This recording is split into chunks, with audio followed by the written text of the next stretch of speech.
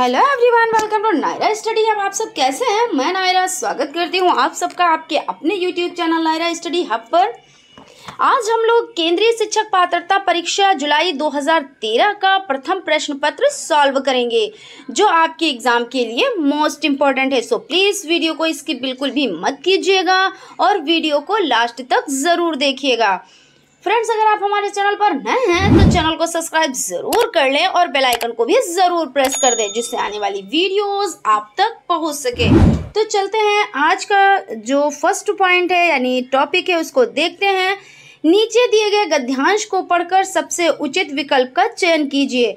तो सबसे पहले हम गद्यांश को पढ़ेंगे, उसके बाद उसके अकॉर्डिंग आंसर देंगे, क्योंकि ये जो कुछ आंसर हैं उसके को यानी जो कुछ क्वेश्चन है उसके आंसर गद्यांश के अकॉर्डिंग देने होते हैं। तो समाज में पाठशालाओं, स्कूलों तथा शिक्षा की दूसरी दुकानों की कोई कमी नहीं है। छोटे से छोटे बच्चे को माँ बाप स्कूल भेजने की जल्दी करते हैं। 2-2.5 साल के बच्चे को भी स्कूल में बिठाकर आ जाने का आग्रह भी हर घर में बना हुआ है। इसके विपरीत हर घर की दूसरी सच्चाई यह भी है कि कोई भी माँ बाप बालकों के बारे में, बालकों की सही शिक्षा के बारे में और साथ ही सच्चा एवं अच्छा माता पिता अथवा अभिभावक होने का शिक्षण कहीं से भी प्राप्त नहीं करता। माता पिता बनने से पहले किसी भी नौजवान जोड़े को यह नहीं सिखाया जाता है कि माँ बाप बनने का अर्थ क्या है। इससे पहले किसी भी जोड़े को यह भी नहीं सिखाया जाता है कि अच्छे और सच्चे दाम्पत्य की शुरुआत कैसे की जानी चाहिए। पति पत्नी होने का अर्थ क्या है यह भी कोई नहीं बताता। परिणाम साफ है कि जीवन शुरू होने से पहले ही घर टूटने बिखरने लगता है। घर बसाने की शाला ना आज तक कहीं खुली है और ना खुलती दिखती है। समाज और सत्ता दोनों या तो इस संकट के प्रति सजग नहीं है या फिर इसे अनदेखा कर रहे हैं। तो देखते हैं इसके अकॉर्डिंग, पहले क्वेश्चन देखते हैं फिर उसके अकॉर्डिंग आंसर दिए जाते हैं। लेखक के लिए किसका शिक्षण प्राप्त करना जरूरी है? बच्चों को किसी भी प्रकार की शिक्षा देने का, या अच्छे माता पिता बनने का, या छोटे बच्चों को उच्च विद्यालय में प्रवेश दिलाने का, या पति पत्नी बनने का? तो गद्यांश के अकॉर्डिंग अच्छे माता पिता बनने का, ठीक है ना। इस अकॉर्डिंग आपका जो बी ऑप्शन है वो राइट हो जाता है। उसके बाद क्वेश्चन है, माता पिता को बच्चों की सही शिक्षा के बारे में जानना क्यों जरूरी है? ताकि बच्चों को उच्च डिग्रियां प्राप्त करवाई जा सके, ताकि बच्चे स्वयं प्रवेश लेने योग्य बन सकें, या जिनमें यानी जिससे बेहतर समाज का निर्माण किया जा सके, या बच्चों को ज्ञानवान बनाया जा सके। तो इसमें देखते हैं कि जिससे बेहतर समाज का निर्माण किया जा सके, इसमें गद्यांश के अकॉर्डिंग आपका जिससे बेहतर समाज का निर्माण किया जा सके, आपका ये राइट आंसर हो जाता है। उसके बाद समाज और सत्ता किसके प्रति सजग नहीं है? ज्ञानवान समाज न बन पाने के घोर संकट के प्रति, या घर बसाने की शिक्षा देने वाली शाला खोलने के प्रति, या माता पिता द्वारा बच्चों का पालन पोषण न करने के प्रति, या अभिभावकों के द्वारा शिक्षा प्राप्त न करने के प्रति। तो समाज और सत्ता किसके प्रति सजग नहीं है? तो देख लेते हैं।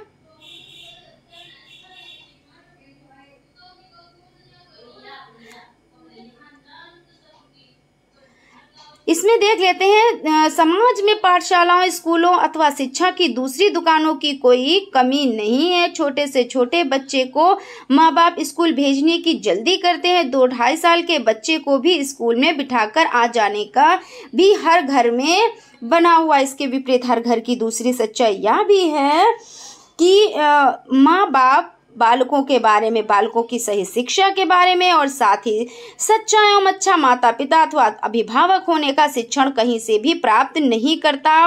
माता पिता बनने से पहले किसी भी नौजवान जोड़े को यह नहीं सिखाया जाता कि माँ बाप बनने का अर्थ क्या है, यानी कि घर बसाने की शिक्षा देने वाली शाला खोलने के प्रति। तो आपका जो आंसर हो जाता है वो आपका देख लेते हैं, घर बसाने की शिक्षा देने वाली शाला के प्रति आपका बी ऑप्शन राइट हो जाता है। उसके बाद चलते हैं अगले सवाल की तरफ। लेखक के अनुसार सबसे पहले क्या जानना जरूरी है बच्चों के बारे में, कक्षा यानी बच्चों की शिक्षा के बारे में, या माता पिता के शिक्षा स्तर को, या दाम्पत्य की शुरुआत कैसे की जानी चाहिए। तो इसमें गद्यांश के अकॉर्डिंग कि दाम्पत्य की शुरुआत कैसे की जानी चाहिए, ठीक है ना। तो इस अकॉर्डिंग आपका डी ऑप्शन राइट हो जाता है। उसके बाद क्वेश्चन है, माता पिता शब्द युग्म है, सार्थक शब्द युग्म है, या निरर्थक शब्द युग्म है, या पुनरुक्तक शब्द युग्म है, या सार्थक निरर्थक शब्द युग्म है। तो इस तरह के क्वेश्चंस तो आपको तैयार ही करने रहेंगे। तो ये जो माता पिता शब्द युग्म है ये सार्थक शब्द युग्म है, यानी कि आपका फर्स्ट ऑप्शन यानी कि A option is the right answer.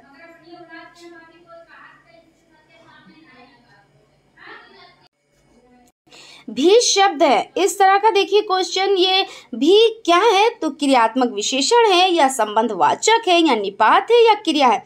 तो जैसा कि देखते हैं कि किसी भी बात पर अतिरिक्त भार देने के लिए जिन शब्दों का प्रयोग किया जाता है उसे क्या कहते हैं, उसे निपात कहते हैं।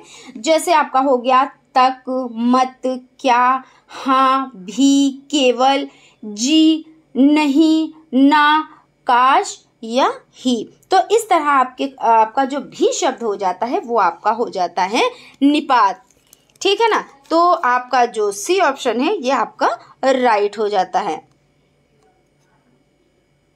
उसके बाद चलते हैं अगले सवाल की तरफ। इसके विपरीत हर घर की दूसरी सच्चाई यह भी है कि डॉट डॉट वाक्य के रेखांकित अंश का समानार्थी शब्द है।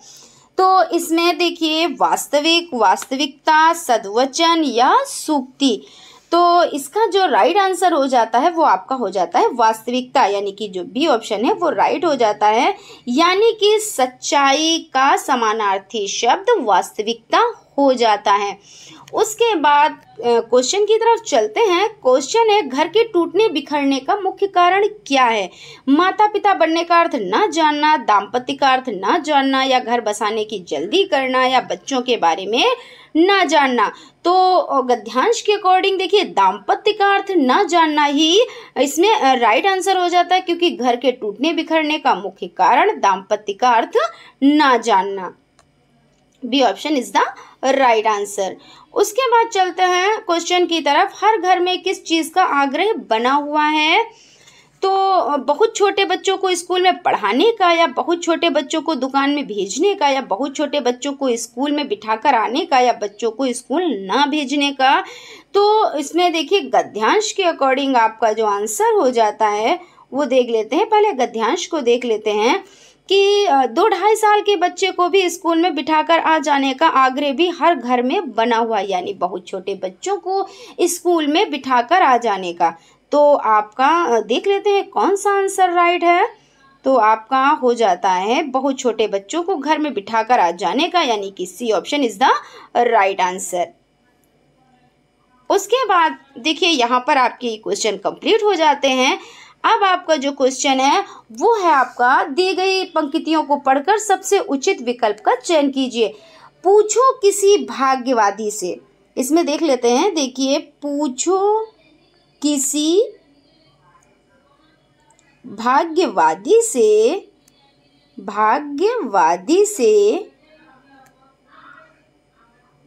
यदि विधि अंक परबल है, पद पर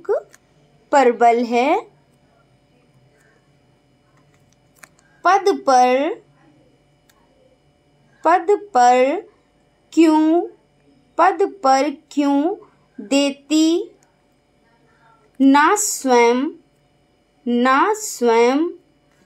वसुधा निज रतन उगल है, ठीक है ना, उगल है। तो जो आपकी ये पंक्तियां हैं, पूछो किसी भाग्यवादी से यदि विधि अंक प्रबल है, पद पर क्यों देती ना स्वयं वसुधा निज रतन उगल है। तो आपका जो इसके अकॉर्डिंग क्वेश्चन देख लेते हैं, कवि के अनुसार यदि भाग्य ही सब कुछ होता तो क्या होता? तो रत्न मिल जाते, पैरों के नीचे वसुधा होती, धरती स्वयं ही रत्न रूपी संपत्ति उगल देती, या रत्न स्वयं प्रकाश युक्त हो उठते। तो इसको देखिए एक बार से फिर से पढ़ लेते। पूछो किसी भाग्यवादी से, यदि विधि अंक प्रबल है, पद पर क्यों देती ना स्वयं वसुधा निज रतन उगल है। तो कहने का मतलब ये है, देखिए पंक्तियों में, कि अगर भाग्य ही सब कुछ होता तो क्या होता? तो धरती स्वयं ही रत्न रूपी संपत्ति उगल देती। ये कि हमें मेहनत करने की कोई ज़रूरत नहीं होती और हम भाग्य के सहारे बैठे रहते और भाग्य हमको सब कुछ दे देता, यानी कि हमारे पैरों के नीचे हीरे जवाहरात मोती सब बिखरे पड़े होते। तो कवि के अनुसार यदि भाग्य सब कुछ होता तो क्या होता? धरती स्वयं ही रत्न रूपी संपत्ति उगल देती। C option is the right answer. उसके बाद क्वेश्चन है, तुकबंदी के कारण कौन सा शब्द बदले हुए रूप में प्रयुक्त होता है? तो रतन, प्रबल, स्वयं, उगल। अब देखिए, वसुधा निज रतन उगल है, तो जो ये आपकी लाइन है, वसुधा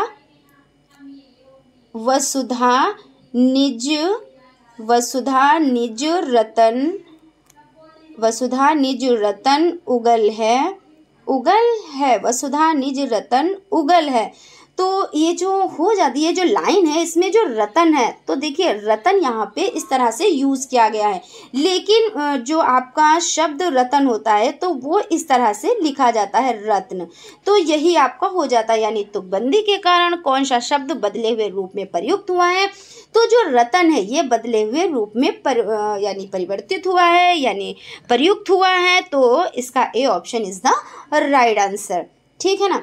उसके बाद चलते हैं क्वेश्चन की तरफ। इनमें से कौन सा वसुधा का समानार्थी? जैसा कि मैंने आप लोगों को बताया कि जो कुछ क्वेश्चंस होते हैं, जो आपको जो पंक्तियां या गद्यांश है उसमें से निकालने होते हैं, लेकिन जो कुछ क्वेश्चंस होते हैं वो आपको अपने आप से तैयार करने होते हैं। ठीक है ना। तो ये क्वेश्चंस है, तो इसको आपको तैयार करना रहता है। तो इसमें से कौन सा वसुधा का समानार्थी? अब आपको जो पता होगा कि वसुधा का समानार्थी कौन है, तो आप इसमें से छांट लेंगे। तो वसुंधरा हो जाता है, या महीप हो जाता है, या वरिधि हो जाता है, या जलधि हो जाता है। तो इसका जो राइट आंसर हो जाता है वो आपका वसुंधरा हो जाता है, यानी कि A option is the right answer. उसके बाद चलते हैं अगले क्वेश्चन की तरफ। प्र उपसर्ग से बढ़ने वाला शब्द समूह है। तो देखिए फर्स्ट ऑप्शन में प्रत्येक, प्रभाव, प्रदेश। तो प्रत्येक में क्या है? प्रत्येक में प्रति प्लस एक होता है, तो प्रत्येक। और इसमें क्या कह रहे हैं? प्र। तो प्र देखिए यहाँ ये आपका ए ऑप्शन तो आपका गलत हो जाता है। उसके बाद प्रसाद में तो प्र है, लेकिन प्रत्येक में प्रति प्लस एक है, तो इसलिए आपका ये भी गलत हो जाता है। उसके बाद पर प्लस भाव, प्रभाव, पर प्लस देश, प्रदेश, पर प्लस पत्र, पर पत्र। तो आपका जो ये शब्द समूह है तो ये आपका राइट हो जाता है। और ये भी देख लेते हैं, प्रत्युत्तर, प्रति प्लस उत्तर, तो प्रत्युत्तर, और प्रदेश, तो प्रत्युत्तर में ये जो पहला ही आपका है तो ये आपका गलत हो जाता है, इसलिए ये भी आपका गलत हो जाता है। तो इस according C option is the right answer. उसके बाद क्वेश्चन है, कवि ने किसकी महिमा का खंडन किया है? विधि के विधान का, भाग्यवाद का, वसुधा का, या रत्नों का? तो जिस तरह से आपकी देखिए पंक्तियां हैं, पूछो किसी भाग्यवादी से, किसी विधि अंक प्रबल है, पद पर क्यों देती न स्वयं वसुधा निज रतन उगल है। तो इसमें क्या कहा गया है? इसमें भाग्यवाद का क्या है? कवि ने किसका खंडन किया है? तो कवि ने भाग्यवाद का खंडन किया है कि अगर क्या मतलब भाग्य के सहारे बैठे रहे, तो भाग्य क्या है कि भाग्य हमारे पैरों के नीचे हीरे जवाहरात मोतियां नहीं भर देगा। हमें क्या करना है? हमें मेहनत करनी है, मेहनत से ही हमको फल की प्राप्ति होती है, यहाँ पे ये बताया गया है। ठीक है ना। तो भाग्य का खंडन किया गया है। उसके बाद विधि अंक से तात्पर्य है। विधि अंक से तात्पर्य देखिए, पूछो किसी भाग्यवादी से, यदि विधि अंक प्रबल है। विधि अंक मतलब भाग्य का लिखा हुआ। तो इसमें देख लेते हैं जो क्वेश्चन है, विधि अंक से तात्पर्य है न्याय अंक, विधाता लिखा होना, या भाग्य का लिखा होना, या न्यायवादी। तो आपका जो सी ऑप्शन है, यानी कि भाग्य का लिखा हुआ। विधि अंक से तात्पर्य है भाग्य का लिखा हुआ। उसके बाद चलते हैं अगले सवाल की तरफ। घर की भाषा और विद्यालय में पढ़ाई जाने वाली भाषा सदैव समान होती है, समान हो सकती है, सदैव अलग होती है, सदैव टकराहट से गुजरती है, तो सदैव समान होती है, ये आपका गलत हो जाता है। उसके बाद समान हो सकती है, तो हाँ जी हाँ समान हो सकती है। सदैव अलग होती है, तो ऐसा भी नहीं है। सदैव टकराहट से गुजरती है, तो ये भी आपका गलत हो जाता है। तो इस अकॉर्डिंग आपका B option is the right answer. उसके बाद क्वेश्चन है, प्राथमिक स्तर पर हिंदी भाषा शिक्षण के लिए सबसे अधिक महत्वपूर्ण है पाठ्य पुस्तक, उच्च स्तरीय तकनीकी यंत्र। देखिए इसमें आपको क्या करना है, इसमें जो सबसे सही आंसर है उसका आपको चुनाव करना है। तो इसमें देख लेते हैं कि पाठ्य पुस्तक या उच्च स्तरीय तकनीकी तंत्र या यानी यंत्र या व्याकरणिक नियमों का स्मरण या भाषा प्रयोग के अवसर। तो इसका जो राइट आंसर हो जाता है, यानी कि प्राथमिक स्तर पर हिंदी भाषा के शिक्षण के लिए सबसे अधिक महत्वपूर्ण है तो भाषा प्रयोग के अवसर। आपका D option is the right answer.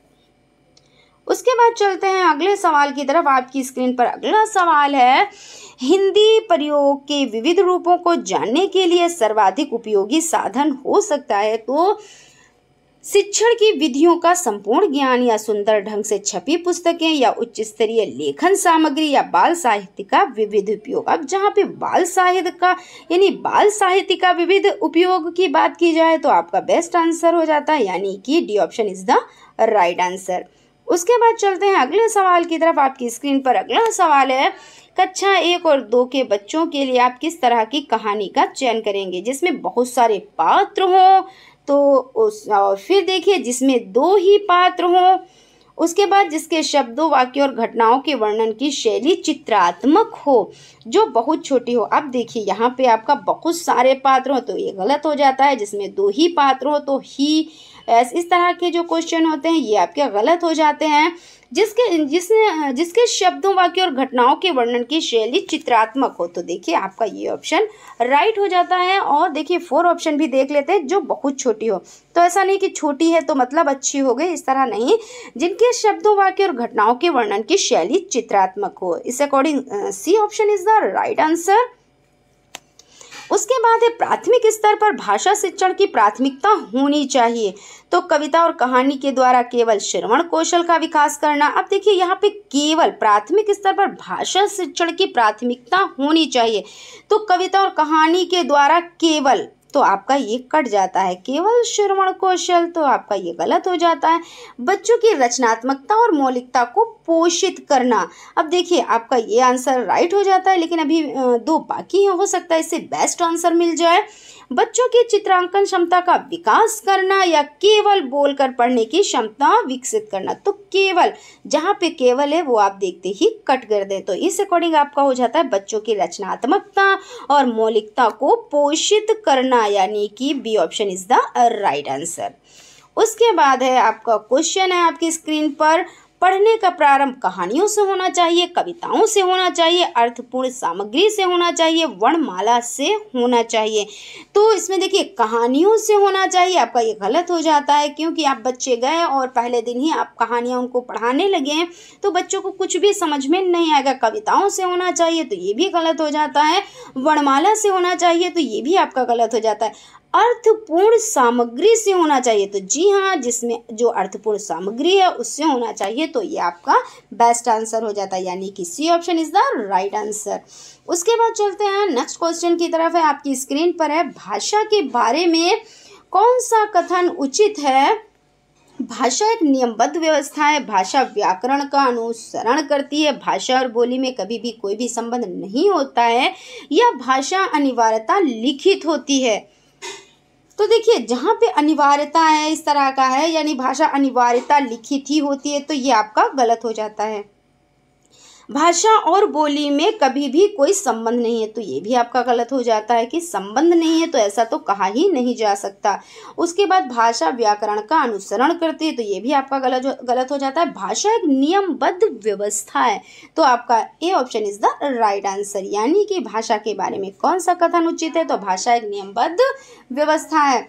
उसके बाद चलते हैं अगले क्वेश्चन की तरफ। है प्राथमिक कक्षाओं में रोल प्ले यानी भूमिका का निर्वाह उद्देश्य होना चाहिए, तो एक पद्धति के रूप में इसका उपयोग करना, या विभिन्न संदर्भों में भाषा प्रयोग के अवसर प्रदान करना, या बच्चों को अनुशासित करना, या बच्चों को अभिनय सिखाना। तो इसमें जो आंसर हो जाता है वो हो जाता है आपका विभिन्न संदर्भों में भाषा प्रयोगों के अवसर प्रदान करना। देखिए जहाँ पे अवसर प्रदान किए जा रहे हैं कि प्राथमिक कक्षा में रोल प्ले भूमिका का उद्देश्य होना चाहिए कि यहाँ पे अवसर बच्चों को दिए जा रहे हैं, विभिन्न संदर्भों में भाषा प्रयोग के अवसर प्रदान करना। तो आपका B option is the right answer. उसके बाद क्वेश्चन है, भाषा हमारे परिवेश में बिखरी मिलती है, यह कथन किस पर लागू नहीं होता है? लागू नहीं होता है तो इस पे आप लोग ध्यान दें कि किस पर लागू नहीं होता है, तो अखबार पर या विज्ञापन पर या साइन बोर्ड पर या भाषा प्रयोगशाला पर। तो भाषा प्रयोगशाला पर नहीं होती है, इसलिए देखिए आपका ये आंसर राइट हो जाता है। उसके बाद चलते हैं अगले सवाल की तरफ। अगला सवाल है, कक्षा में कुछ बच्चे लिखते समय वर्तनी संबंधी त्रुटियां करते हैं, एक भाषा शिक्षक के रूप में अब क्या करेंगे? उन्हें सख्त निर्देश देंगे कि वे अपने आगे से गलती ना करें। अब जहाँ पे देखिए सख्ती की बात हो गई कि ऐसा वो ना करें, ये तो आपका गलत हो जाता है, तो आप देख कर ही इसको कट कर दें। उसकी त्रुटियों पर बिल्कुल ध्यान नहीं देंगे, मतलब आप अध्यापक हैं, अगर वो त्रुटि कर रहा है तो आप उस पर ध्यान ही नहीं देंगे, तो ये भी आपका गलत हो जाता है।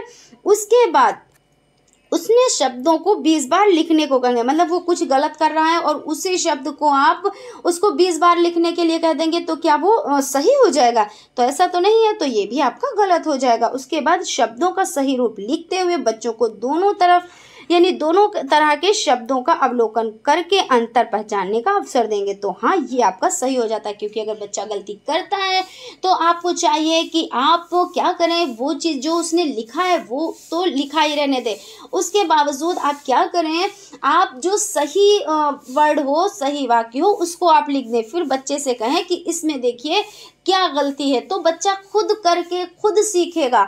तो ये सबसे बेस्ट आंसर हो जाएगा, इसलिए D option is the right answer. उसके बाद क्वेश्चन है, बच्चों की मौखिक भाषा का सतत आकलन करने का सबसे बेहतर तरीका है। तो प्रश्नों के उत्तर पूछना, विभिन्न संदर्भों में बातचीत करना, या सुने हुए को दोहराने के लिए कहना, या शब्द पढ़वाना। तो देखिए प्रश्नों के उत्तर पूछना तो ये आपका गलत हो जाता है, क्योंकि बच्चे भी क्या है, बच्चों की मौखिक भाषा की बात हो रही है यहाँ पे। तो प्रश्नों के उत्तर पूछना, विभिन्न संदर्भों में बातचीत करना। जी हाँ, अगर आप विभिन्न संदर्भों में बातचीत करेंगे बच्चों से तो क्या होगा, बच्चों की मौखिक भाषा का सतत आंकलन करने में सबसे बेहतर तरीका होगा। सुने हुए को दोहराना तो ये गलत हो जाता है। उसके बाद शब्द पढ़वाना तो ये भी गलत हो जाता है। जो राइट आंसर है विभिन्न संदर्भों में बातचीत, ये आपका राइट आंसर हो जाता है। उसके बाद चलते हैं अगले सवाल की तरफ, यानी नेक्स्ट क्वेश्चन है आपकी स्क्रीन पर। भाषा में सतत और व्यापक आंकलन का उद्देश्य है भाषा के व्याकरण का आंकलन करना, या भाषा में मौखिक और लिखित रूपों में प्रयोग की क्षमता का आंकलन, या पढ़कर समझने की क्षमता का आंकलन, या वर्तनी की अशुद्धियों के बिना लिखने की क्षमता का आंकलन। तो इसमें जो राइट आंसर हो जाता है वो आपका हो जाता है भाषा के मौखिक और लिखित रूपों के प्रयोग की क्षमता का आंकलन। आपका B option is the right answer. उसके बाद चलते हैं नेक्स्ट क्वेश्चन की तरफ। भाषा कक्षा में विभिन्न दृश्य श्रव्य साधनों का उपयोग का उद्देश्य नहीं है। यहाँ पे नहीं पे आप लोग ध्यान दीजिएगा, क्योंकि इस तरह के क्वेश्चन में क्या होता है कि नहीं पे ध्यान नहीं देकर जो सही होता है वो, जबकि नेगेटिव में नेगेटिव आंसर सही होता है, क्योंकि जो चीज़ नहीं है, क्योंकि यहाँ पे नहीं पूछ रहे हैं तो आंसर में जो नहीं है उसी को तो मानेंगे, यानी कि नेगेटिव का भाई नेगेटिव, ठीक है ना। तो सभी प्रकार के बच्चों की आवश्यकता का ध्यान रखना, तो आपका ये देखिए ये तो आपका सही हो जाता है, इसलिए क्योंकि हमें सही छांटना नहीं है, क्योंकि सभी प्रकार के बच्चों की आवश्यकताओं को ध्यान रखना, तो ये तो सही है। सीखने सिखाने की प्रक्रिया को रुचिकर बनाना, जी हाँ रुचिकर भी बनाना ज़रूरी है, लेकिन यहाँ पे तो नहीं की बात हो रही है ना। फिर है विद्यालय प्रमुख के निर्देशों का पालन करना और आधुनिक तकनीकी को कक्षा में लाना, तो ये भी ज़रूरी है। तो इस अकॉर्डिंग आपका ये सब फर्स्ट यानी कि ए, बी और डी आपका सही हो जाता है। जो सही है वो गलत हो जाते हैं, तो बचा क्या आपका एक, यानी कि सी ऑप्शन बचा। तो विद्यालय प्रमुख के निर्देशों का पालन करना, ये आपका राइट आंसर हो जाता है, यानी कि नेगेटिव का भाई नेगेटिव, ठीक है ना। उसके बाद चलते हैं क्वेश्चन की तरफ। आज की सीरीज का जो लास्ट सेकेंड क्वेश्चन है, पाठ्य पुस्तक की भाषा तत्सम प्रधान होनी चाहिए, तत्भव प्रधान होनी चाहिए, अधिकाधिक कठिन शब्दों से युक्त होनी चाहिए, या बच्चों की घर व समुदाय की भाषा से मिलती जुलती होनी चाहिए। तो देखते हैं, देखिए तत्सम प्रधान होनी चाहिए। अभी बच्चा छोटा बच्चा है, उसे तत्सम प्रधान भाषा आप पढ़ा देंगे या तत्भव प्रधान, तो ऐसा नहीं है। फिर अधिकाधिक कठिन शब्द, अब आप कठिन शब्द बच्चों को पढ़ाएंगे अभी से, तो ये भी नहीं, क्योंकि बच्चों को कुछ समझ ही में नहीं आएगा। वो एक दिन तो स्कूल आएंगे, दूसरे दिन तो आएंगे ही नहीं, क्योंकि उनको ऐसे लगेगा उन पे पहाड़ लाद दिया गया है, उनके सिर पे बहुत बड़ा बोझ लाद दिया गया है। तो इस तरीके से तो नहीं होगा, क्योंकि कठिन शब्दों से युक्त होनी चाहिए। फिर बच्चों की घर व समुदाय की भाषा से मिलती जुलती होनी चाहिए। तो जी हाँ, जो बच्चों की भाषा यानी कि जो मातृभाषा है उससे मिलती जुलती होनी चाहिए, क्योंकि उसने वही भाषा सीख रखी है। उसने जब जन्म लिया तुरंत से वो सीखने लगा, उसके वातावरण में, उसके परिवेश में वही भाषा और उससे मिलते जुलते यानी कि बच्चों को घर व समुदाय की भाषा से मिलती जुलती होनी चाहिए। तो यही आपका राइट आंसर हो जाता है। तो फ्रेंड्स देखिए, आप लोगों का जो डी ऑप्शन है वो राइट हो जाता है। फ्रेंड्स अगर आप हमारे चैनल पर नए हैं तो चैनल को सब्सक्राइब जरूर कर लें और बेल आइकन को भी ज़रूर प्रेस कर दें, जिससे आने वाली वीडियोस आप तक पहुंच सके। और फ्रेंड्स हम आप लोगों को काफ़ी जो पेपर हैं उनको सॉल्व करवाएंगे, क्योंकि 2011 का भी पेपर सॉल्व करवाएंगे, 2012 का भी पेपर सॉल्व करवाएंगे, और फिर उसके बाद 16 का, 17 का, 18 का, इस तरह से हम सारे पेपर सॉल्व करा देंगे, जिससे आप लोगों की बहुत अच्छे से इस पेपर की तैयारी हो जाएगी। ठीक है ना फ्रेंड्स। तो अगर आप हमारे चैनल पर नए हैं तो चैनल को सब्सक्राइब ज़रूर कर लें और बेल आइकन को भी ज़रूर प्रेस कर दें। और अगर आपको वीडियो अच्छी लगे तो प्लीज़ एक लाइक भी ज़रूर कर दें। अब चलते हैं आज की सीरीज़ का लास्ट क्वेश्चन देख लेते हैं। प्राथमिक स्तर पर भाषा सिखाने से तात्पर्य है भाषा का व्याकरण सिखाना, उच्च स्तरीय साहित्य पढ़ाना, भाषा का प्रयोग सिखाना, भाषा वैज्ञानिक तथ्य स्पष्ट करना। तो इसमें आपका भाषा व्याकरण सिखाना तो ये गलत हो जाता है, क्योंकि प्राथमिक स्तर पर बच्चा सीख रहा है। इस चीज़ का आप लोग हमेशा ख्याल रखिए, क्योंकि इस तरह के जैसे कि व्याकरण सिखाना, उच्च स्तरीय भाषा सिखाना या वैज्ञानिक तथ्य सिखाना, इस तरीके के आपके जो ऑप्शन है ये आपके गलत हो जाते हैं। अब भाषा का प्रयोग सिखाना तो आपका ये राइट आंसर हो जाता है। इस अकॉर्डिंग आपका C option is the right answer. तो फ्रेंड्स आज आपका ये भी पेपर सॉल्व हो जाता है। Thank you.